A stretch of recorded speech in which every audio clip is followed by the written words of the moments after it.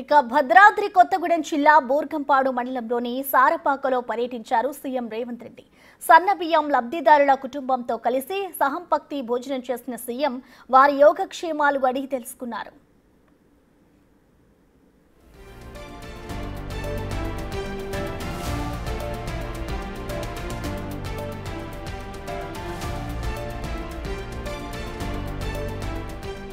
సన్నబియ్యం ఎలాగున్నాయంటూ కుటుంబ సభ్యురాలు తులసమ్మను ఆరా తీశారు సీఎం రేవంత్. దొడ్డు బియ్యం పంపిణీ చేసినప్పుడు అస్సలు తీసుకునేందుకు ఆసక్తిగా ఉండేది కాదన్నారు తులసమ్మ.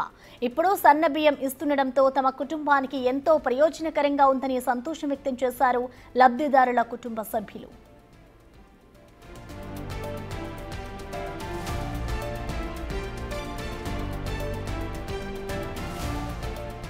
అంతేకాదు 200 యూనిట్ల ఉచిత విద్యుత్, 500 రూపాయలకే గ్యాస్ సిలిండర్ పథకాలు అందుతున్నాయా అని వాకాబు చేశారు ముఖ్యమంత్రి. ఉచిత బస్సు ప్రయాణం తమకెంతో లాభదాయంగా ఉందంటూ సంతోషం వ్యక్తం చేశారు తులసమ్మ.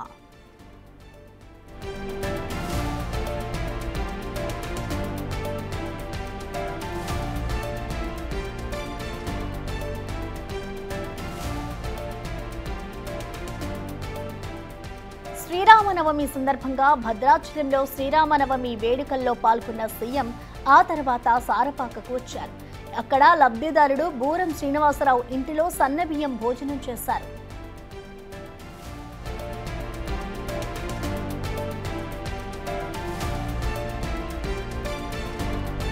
రాష్ట్ర ప్రభుత్వం సన్నబియ్యం పంపిణీ కార్యక్రమం ప్రతిష్టాత్మకంగా తీసుకున్న సంగతి తెలిసిందే. సన్నబియ్యం లబ్ధిదారుల ఇంట్లో ప్రజాప్రతినిధులు భోజనం చేయాలని ప్రభుత్వం నిర్ణయించింది. ఈ కార్యక్రమంలో భాగంగా మంత్రులు ఇప్పటికే పలువురు లబ్ధిదారుల ఇళ్లలో భోజనం చేశారు కూడా.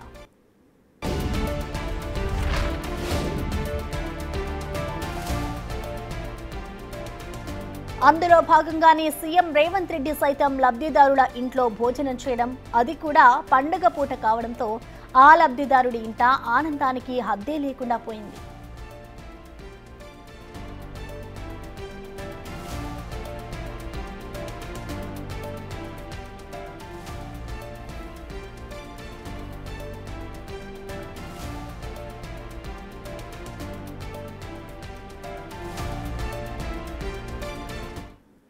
దీనికి సంబంధించిన పూర్తి సమాచారాన్ని ఖమ్మం నుంచి మా ప్రతినిధి భాస్కర్ లైవ్ ద్వారా అందిస్తారు. భాస్కర్, మనం చూసాము ఇందాక సీఎం రేవంత్ రెడ్డి సన్నబియ్యం లబ్ధిదారుడు శ్రీనివాస్ ఎవరైతే ఉన్నారో వారి ఇంటికి వెళ్లి ఆయన భోజనం చేశారు. దీనికి సంబంధించిన డీటెయిల్స్ ఏ విధంగా ఉన్నాయి? కుటుంబ సభ్యులు ఏమంటున్నారు భాస్కర్? ప్రసన్న భద్రాద్రి కొత్తగూడెం జిల్లా పినపాక నియోజకవర్గం బూరుగుపాడు మండలం సారపాకలోని ఒక తెల్ల రేషన్ కార్డు లబ్ధిదారు ఇంట్లో సీఎం రేవంత్ రెడ్డి ఒక అనూహ్యంగా ఊహించిన విధంగా ఒక బంధువుగా వచ్చి ఆ ఇంట్లోని పేదవాని ఇంట్లో ఒక పండగ పూట అంటే శ్రీరామనవమి రోజున చేయగలిగిన నేపథ్యంలో మొత్తం గ్రామస్తులు కావచ్చు, కుటుంబీకులు కావచ్చు, చాలా వరకు కూడా ఆనందం వ్యక్తం చేసిన నేపథ్యం అయితే ఉంది. సాక్షాత్తు సీఎంఏ ఒకవైపున దేవుడి కళ్యాణం అంటే సీతారామచంద్ర స్వామి కళ్యాణం జరిపించి అక్కడి నుంచి నేరుగా తమ ఇంటికి రావడంపై వాళ్ళంతా కూడా దేవుడి మా ఇంటికి కూర్చున్నారని చెప్పి ఒక గృహిణి కూడా ఉబ్బితప్పిపోతున్న నేపథ్యం అయితే ఉంది. మరోవైపున ఆ ఇంటి యజమానురాలకు అంటే ఇంటి యజమానురాలకు మొత్తానికైతే అంటే ఇంటి ఆడబిడ్డ లెక్క పట్టు చీరతో పాటు సారే చీర పెట్టి ఆ ఇంట్లోకి ఆహ్వానించి అంటే ఒక సీఎంఏ వాళ్ళకి ఒక బంధువు లెక్క, కుటుంబ లెక్క, లేకుంటే ఒక కుటుంబ సభ్యు లెక్క తీసుకొచ్చి వాళ్ళకి పట్టుబట్టలు పెట్టారని చెప్పి ఆనందం వ్యక్తం చేసిన మనం ఇప్పుడు వాళ్ళతో మాట్లాడు చూద్దాం. ఒకసారి గృహిణి అంటే ఇంట్లో శ్రీనివాస్ భార్య ఉన్నాడు, మనం మాట్లాడు చూద్దాం. మీకు సీఎం గారు వచ్చారు, మీ ఇంటికి భోజనానికి వచ్చారు, మీతో కలిసి భోజనం చేశారు కదా, ఇప్పుడు వచ్చే ముందు మీకు సీఎం గారు తీసుకొచ్చారా? తీసుకొచ్చారండి. చీర జాకెట్ పుట్టింటి వాళ్ళలాగా తీసుకొచ్చి ఇచ్చారండి. పుట్టింటి వాళ్ళ తరంబరాలు కూడా ఉన్నాయి కదా ఒక్కలు అంటే సారెంట్ అన్ని వస్తాయి కదండి. సారెంట్ అన్ని వస్తాయి కదండి. ఏం చెప్పారు మీ ఇంట్లో సీఎం గారు? నాకు ఏం చెప్పారండి, ఏం చెప్పలేదండి. ఏమన్నారంటే మాతో పాటు భోజనం చేశారండి. బియ్యం ఎట్లా ఉన్నాయమ్మా, బియ్యం బాగుందమ్మా. మీ ఇంట్లో ఉన్న బియ్యం తోటి వండారా? సన్న బియ్యం తోటి రేషన్ షాప్ నుంచి తీసుకొచ్చి బియ్యం తోటి వండారా? రేషన్ బియ్యం తోటి. మీకు ఏం చెప్పారు శ్రీనివాస్? మీ ఇంటికి వచ్చారు సీఎం గారు, ఊహించిన మా నాన్నగారు అమ్మగారు నేను ఇప్పుడు మీ ఇంటికి వచ్చారు, మీ ఇంటికి వచ్చారు ఏమని చెప్పారు సీఎం గారు? వెంకటరావు సీఎం గారు వచ్చేసి అనుకోకుండా వచ్చేసారు, మాకు తెలియదు వచ్చే సంగతి కూడా. సన్నబియ్యం వండి పెట్టామండి. బంధువులాగా వచ్చాడు. ఎప్పుడు ఏ ప్రభుత్వం పెట్టిన సన్న బియ్యాన్ని పంపించారు. తర్వాత పథకాలు కూడా అందుతున్నాయి మాకు. Current, gas. మీరు ఊహించారా ఒక సీఎం తో కలిసి కూర్చొని భోజనం చేస్తానని చెప్పి ఇక్కడ ఊహించారా? ఊహించలేదండి. మేము సీఎం తోటి భోజనం చేస్తామని ఊహించలేదు. సీఎం గారు వస్తారని కూడా మాకు తెలియదు. మీకు మీ పిల్లలు ఏం చదువుకున్నారు? మా పిల్లగాళ్ళు మా అబ్బాయి MA BEd చదివారు. సో మీ ఇంటి యజమాని కొడుకు వాళ్ళ కుమారుడు కూడా ఉన్నారు. మీతో ఏమన్నారు? సీఎం గారు ఒక బంధువు లెక్క, ఒక మేనమామ లెక్క మీ ఇంటికి వచ్చారు. వచ్చే రాంగలతో మీ అమ్మగారికి మీ నాన్నగారికి పట్టు వస్త్రం బట్టలు తీసుకొచ్చి పెట్టారు. ఎలా అనిపిస్తుంది అంతా చూస్తే? మాకు చాలా సంతోషంగా ఉంది సార్. ఎందుకంటే శ్రీరామనవమికి మనం సంవత్సరానికి ఒకసారి శ్రీరామనవమి వస్తుంది. అదేవిధంగా ఈ తెలంగాణ ప్రభుత్వం, కాంగ్రెస్ ప్రభుత్వం, ముఖ్యమంత్రి గారు రేవంత్ రెడ్డి గారు మా ఇంటికి రావడం అనేది ఒక కళలాగా ఉంది. ఆ శ్రీరాముడే మా ఇంటికి వచ్చినట్టు, దర్శనం ఇచ్చినట్టు ఉంది సార్.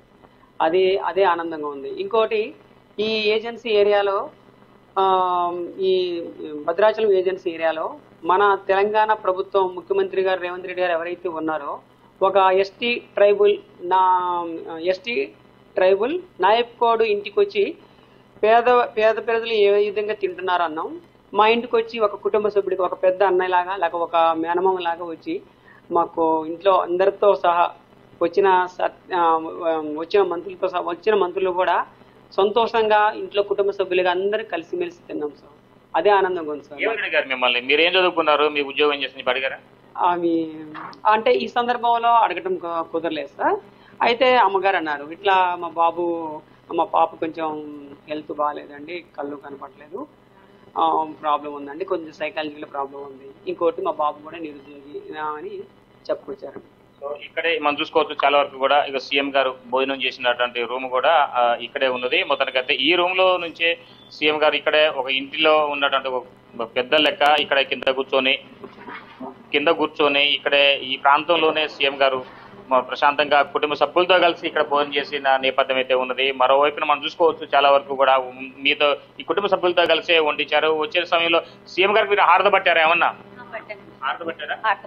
అదే హారత ప్లేట్ ఎలా ఏమన్నారు మరి? మీరు హారత పడుతున్న సమయంలో ఏమన్నారు?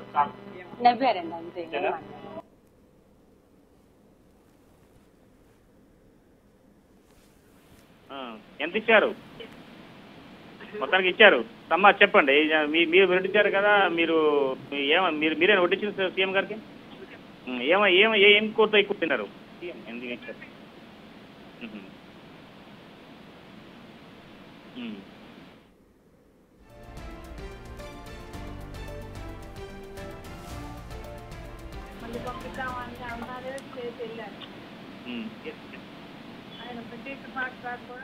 ఆయన బట్టి విక్రమార్క గారు కూడా బాగుందమ్మా, వంట బాగుంది, బాగా చేశారు అని అన్నారు. ఎవరు చేశారంటే మేమే చేసాం అమ్మా. పెరుగు అవి బాగున్నాయి, గేదెల పెరుగా కొనుక్కొచ్చారా అంటే కాదు, మేమే కాగబెట్టి తోడు పెట్టాము అని చెప్పాము.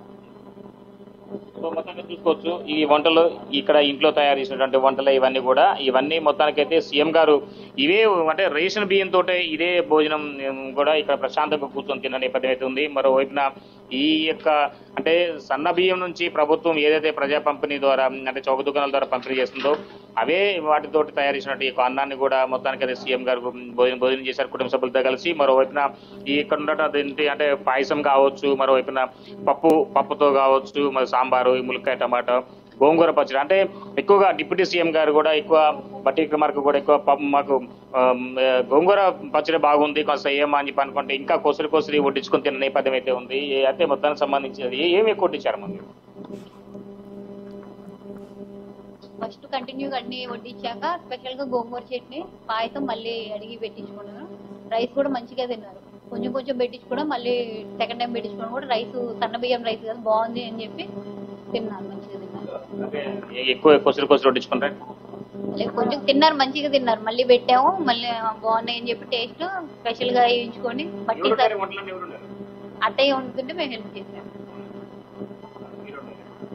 ఇంట్లోనే ఉండామండి, బయట నుంచి ఏం తెప్పలేదు, మొత్తం ఇంట్లోనే ప్రిపేర్ చేసాం. మీకు ఏమనిపిస్తుంది? మీ ఇంటికి మీ ఊరికి సాక్షాత్ సీఎం వచ్చారు, వచ్చి మీతో కలిసి అంటే ఇంట్లో వాళ్ళతో కలిసి భోజనం చేస్తున్నారు. మీరు ఊహించారా ఒక సాక్షాత్తు సీఎంఏ మీ ఇంటికి అంటే ఈ ఊరు వచ్చేసి ఈ ఊర్లో భోజనం చేస్తారు, అది ఒక పేదవాళ్ళ ఇంట్లో భోజనం చేస్తారని ఇంకా ఊహించిన పరిణామం ఇదంతా కూడా ఎలా అనిపిస్తుంది? నిజంగా అంటే ఒక సీఎం గారు అక్కడ సీఎం గారు, డిప్యూటీ సీఎం గారు, 3-4 మినిస్టర్లు, ఎమ్మెల్యేలు, ఎంపీలు అందరూ కూడా మాతో పాటు ఇక్కడ కూర్చొని భోజనం చేయడం అనేది జీవితంలో మర్చిపోలేని సంఘటన ఇది. దాంతో కూడా ఎంతో ఇష్టంగా, సరే మిగతా వాళ్ళు అన్నట్టు ఏదో నమ్మకే వస్తూ తినిపోతారంటే కాకుండా 1-2 సార్లు అడిగి మరీ కూడా ఈ రైస్ బాగుంది, పులిహోర కానీ పాయసం కానీ ప్రతి ఒక్కటి కూడా బాగుందని ఇంట్రెస్ట్గా అడిగి మరీ వడ్డించుకొని మరి తిన్నారు. నిజంగా మాకు చాలా హ్యాపీగా అనిపించింది. అంత సన్న బియ్యం అంత టేస్టీగా ఇచ్చినందుకు ముఖ్యంగా రేవంత్ రెడ్డి గారికి మేము ధన్యవాదాలు తెలియజేసుకున్నాం. అంత టేస్టీగా మరి అంత పెద్దవాళ్ళు కూడా అంత ఇష్టంగా తిన్నారు అని అంటే దాన్ని బట్టి అర్థం చేసుకోవచ్చు మరి ఆ సన్న బియ్యం రైస్ ఎంత బాగుందనేది మేము చాలా హ్యాపీగా ఫీల్ అవుతున్నాం. మొత్తానికైతే మరోవైపున సీఎం అంటే ఇంట్లోకి వచ్చిన తర్వాత ఆమె హారదపడుతున్న టైంలో ఆమెకి మంచి కానుకగా ఇచ్చినట్టుగా గృహిణి చెప్తున్నారు. ఎంత ఇచ్చారమ్మా సీఎం గారు? నీ లెక్కలు ఇస్తారు.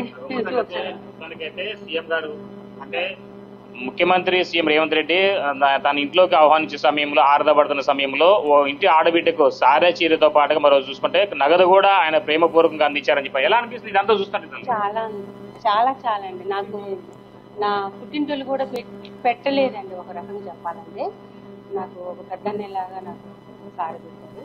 నా ఇంటికి వచ్చి కూడా భోజనం చేశారంటే చాలా సంతోషంగా మనం చూసుకోవచ్చు. ఈ యొక్క అంటే సారపాక గ్రామంలో మరో చరిత్ర సృష్టించారు సీఎం అని చెప్పుకోవచ్చు. ఎన్నడూ లేని విధంగా, ఏ సీఎం లేని విధంగా అంటే గత 35 సంవత్సరాల క్రితం భారత ప్రధాని రాజీవ్ గాంధీ ఎలాగైతే ఈ యొక్క భద్రాచలం సందర్శించినప్పుడు గిరిజన ప్రాంతంలోకి వెళ్ళి అక్కడ కొండల మీద ఉన్నటువంటి కొంతమంది ఆదివాసీ ప్రజల దగ్గర గంజి తాగినట్టుగా చరిత్ర ఉంది. దానికి సంబంధించి అప్పట్లో పెద్ద సంచలనమైంది. దాంతోపాటు మరలా ఇప్పుడు ప్రత్యేక తెలంగాణ వచ్చిన తర్వాత మరోవైపున సీఎం రేవంత్ రెడ్డి ఆధ్వర్యంలో మొదటిసారిగా ఆయన భద్రాచలం శ్రీ సీతారామచంద్ర స్వామి కళ్యాణానికి హాజరు కావడం, రాష్ట్ర తరపు నుంచి ముత్య తరంబరాలు పట్టువస్త్రం సమర్పించిన తర్వాత నేరుగా కళ్యాణం కార్యక్రమం ముగించేసిన తర్వాత నేరుగా ఈ ఇంటికే రావడం, ఇక్కడికి వచ్చిన తర్వాత ఇక్కడ ఒక ఇంట్లో సన్న బియ్యం లబ్ధిదారు ఇంట్లో కూడా మొత్తానికి భోజనం చేసి ఈ కార్యక్రమం శ్రీకారం చుట్టడంతో ఒక ఆదివాసీ బిడ్డగా వాళ్ళ కుటుంబ సభ్యులు కావచ్చు, మరోవైపున గ్రామస్తులు కావచ్చు, నియోజకవర్గ ప్రజలు కూడా ఆనందం వ్యక్తం చేస్తున్న నేపథ్యం అయితే ఉంది. ప్రసన్న.